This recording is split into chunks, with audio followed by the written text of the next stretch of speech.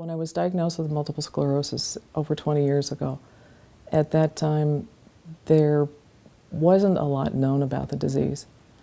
And I've learned how to be my own advocate.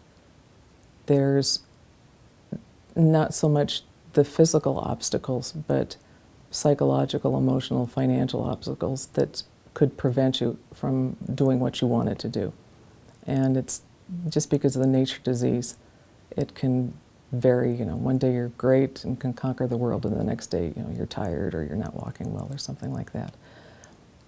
Sooner or later, at some point in our lives, we're probably going to come up against a brick, a wall, a barrier that's going to not allow us the access or the availability or an option. And we need to have a clearinghouse, somebody to have our backs, basically. For me, when I was first diagnosed, there wasn't much of a problem being able to get in, and I was pretty diligent about getting mammograms every year. Then as the disease progressed, my MS progressed, or I'd have some downtimes in that.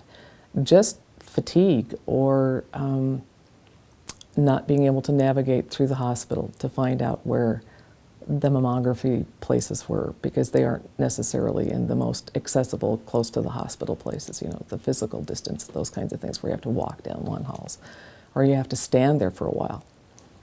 And, standing for, 35, 45 minutes, you get tired. Most people would just get tired anyway. But when you've got your body parts, squished like a wine press, you feel like that's what you're hanging from. That's about the only thing that's holding you up. And you get a little bit embarrassed, you get a little bit frustrated. We're just women.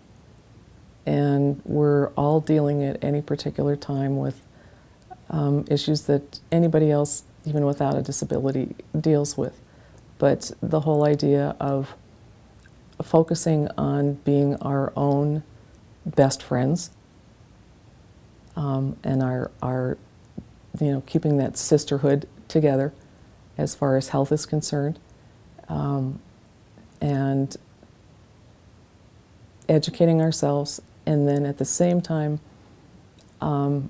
letting ourselves be aware and letting that awareness give you that kind of freedom not to have that fear, and not run away from a mammogram, but just almost celebrate it. I lived another year, I don't have it. It's a great birthday present to give to yourself. Do it on your birthday.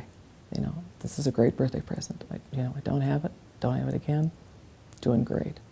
And if you know somebody that does have it, then maybe you can share a little bit of time with them.